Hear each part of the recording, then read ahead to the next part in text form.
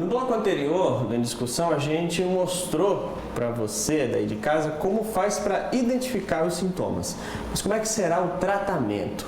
O Complexo Juliano Moreira, para quem não sabe, tem sim um tratamento bem adequado para quem sofre de depressão. Dá só uma olhada como é que funciona lá. Pouca gente sabe, mas o Complexo Juliano Moreira, na Avenida Pedro II, em Jaguaribe, também é um centro de atendimento para pessoas que têm depressão. O encaminhamento começa pelo médico do posto de saúde mais próximo da sua residência. A depressão leve, ela não é tratada no hospital, né? Leve, moderada, normalmente o paciente procura o ambulatório e a leve, muitas vezes, com a psicoterapia, ele vai resolver, ou muitas vezes ele está exausto pelo trabalho, muitas vezes ele tirando umas férias ou com lazer, ele alivia mais esse estado. Mas a depressão, quando ela se instala, que o paciente fica com aquele humor deprimido, fica sem prazer pela vida, sem sentir prazer, que ele está com desesperança, que é um traço muito marcante da depressão, a desesperança. Muitas vezes ele está com ideação tão fixa que não há segurança em casa. Então, o hospital é esse paciente que chega ao hospital. Desde quando se começou o processo de reforma psiquiátrica, os funcionários do complexo agora buscam um atendimento cada vez mais humanizado. Nós entendemos que não é só os psicotrópicos, não é só o medicamento que auxilia o paciente a uma estabilidade emocional, mas o cuidado daquele que está perto. O técnico enfermeiro, o enfermeiro em si, o psiquiatra, os psicólogos, assistentes sociais, acolher num cuidado como se fosse um próprio parente. O complexo oferece ainda oficinas terapêuticas, passeios e caminhadas no campo e tratamentos alternativos, como o Reiki. É uma terapia complementar. E, inclusive, na Europa, é feito nos hospitais. Os planos de saúde contratam reikianos para atuar nos hospitais, porque tem uma melhora muito grande e o tempo de internamento do paciente ele é bem mais reduzido. Não prescinde, de jeito nenhum, da terapia normal que o hospital aplica. Ela vem como um complemento, ela vem como uma estimulação daqueles medicamentos. Ela potencializa, o medicamento age melhor e a pessoa recebe realmente essa energia. É uma energia que está no ambiente, como Einstein disse, né? Somos todos mergulhados num oceano energético, né? Então, essa energia a gente consegue fluir, condensar e trazer para o paciente. Eu posso dizer que o primeiro caminho é começar num médico, para quem pode, uma unidade de saúde da família, e ele vai fazer um encaminhamento para uma alternativa, é isso? O primeiro passo é reconhecer, antes de mais nada, né? Muitas vezes os depressivos eles não conseguem e a ajuda dos familiares é fundamental, né? E aí depois que reconhecer, procurar o psiquiatra. Em primeiro lugar, se você não sabe onde ir, vai no PSF mais próximo, eles vão ter alguma indicação para lhe dar, ou vai no Juliano Moreira, né, como você falou muito bem. O importante é não deixar para lá, né? E o psiquiatra vai lhe diagnosticar e dizer em que nível você está e aí direcionar. Antes do psicólogo a gente procura o psiquiatra? Antes do psiquiatra. É o único profissional para diagnosticar nesses casos. Então, tem que procurar. O ideal é que o indivíduo, como você me falou, procure, e o André também, uma unidade de saúde da família, identifique seus sintomas para o médico que está assistindo ele na comunidade e o médico da unidade vai referir o paciente ou para um ambulatório de psiquiatria do município ou para os CAPs, que são os Centros de Atenção Psicossociais, que tem nos municípios e que oferecem esse tipo de ajuda para quem tem algum tipo de transtorno mental. O tratamento geralmente é feito com antidepressivos, praticamente, né? Deve ter outras alternativas também. Mas as pessoas às vezes têm medo até de ver a caixa com aquela tarja preta lá. Exatamente, esse estigma. Né? Essa tarja preta significa que a pessoa tem que ter um certo cuidado com o medicamento, uma administração, mas não significa que seja uma coisa de forte impacto ou não? Estou errado? Não, a grande questão é usar a medicação da maneira adequada. Passar por uma avaliação minuciosa, com um psiquiatra, com um especialista, que ele vai avaliar qual antidepressivo, qual classe de antidepressivo o indivíduo irá se beneficiar com aquele remédio.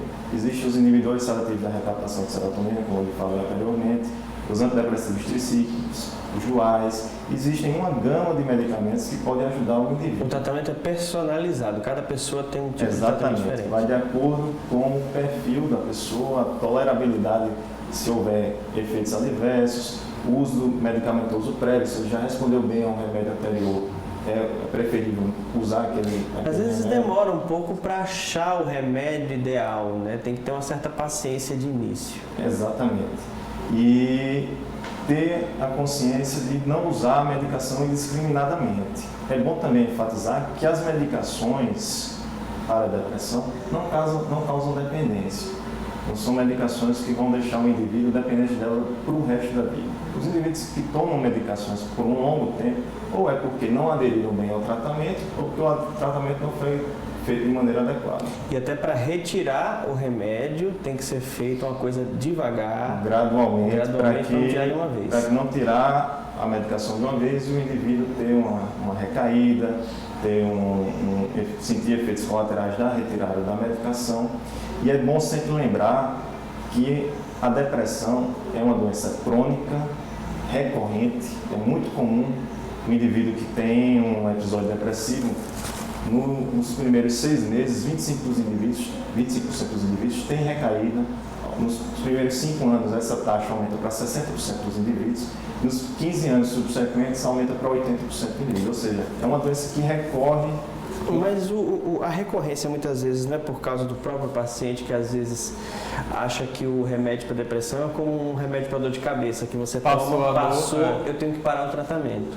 E aí quando para é que está o erro. Exatamente. O André pode até relatar aqui, é muito comum a gente no tratamento, os indivíduos ao longo do tempo perceberem que estão bem, aí abandonam a terapia, deixam de ir ao psiquiatra. Abandonam o medicamento sem consultar o psiquiatra. Isso é um erro gravíssimo. Gravíssimo. E, infelizmente, o baixo conhecimento da população em relação a essa doença causa muitas vezes isso, porque as pessoas veem a pessoa bem e estimulam-a. Ah, tu tá bem. Tu não precisa mais tomar isso não. Aí a pessoa nem pensa, poxa, eu vou falar com o meu psiquiatra. Não, ela só acata o que os familiares ou o marido, a esposa disse. E depois os sintomas voltam até mais forte, dependendo. Pode ser também que isso aconteça, com certeza. E o papel do psicólogo? Eu falei do papel do psiquiatra na parte medicamentosa. E o papel do psicólogo? É fundamental. Por quê? Ele ajuda de que forma?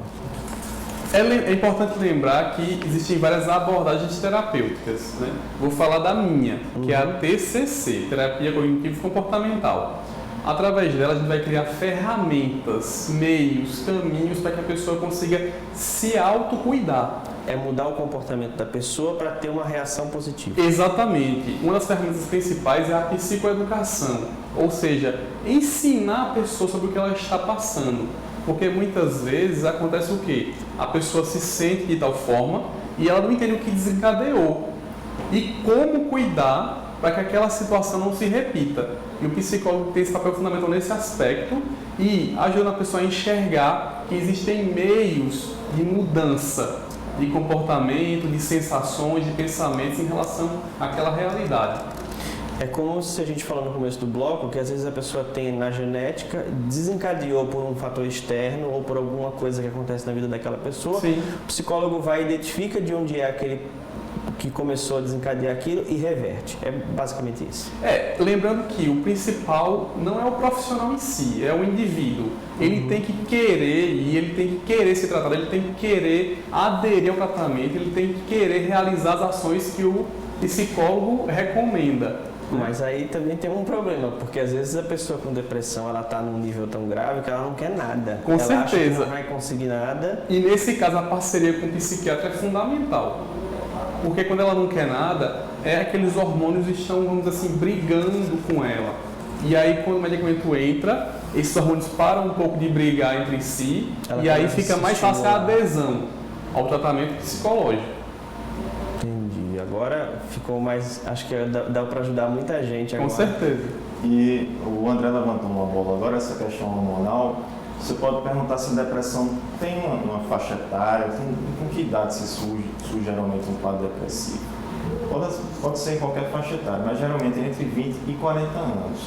A questão hormonal é muito comum mulheres na menopausa, na perimenopausa ali, e os homens na andropausa, abrirem um quadro depressivo justamente por essa questão hormonal que eles estão Mas tem vivenciando. criança e jovem também? Claro, Sim. claro. O quadro é um pouco diferente no público infantil, crianças menores, mas da faixa adolescente para o adulto mais jovem já é o quadro que a gente já relatou aqui.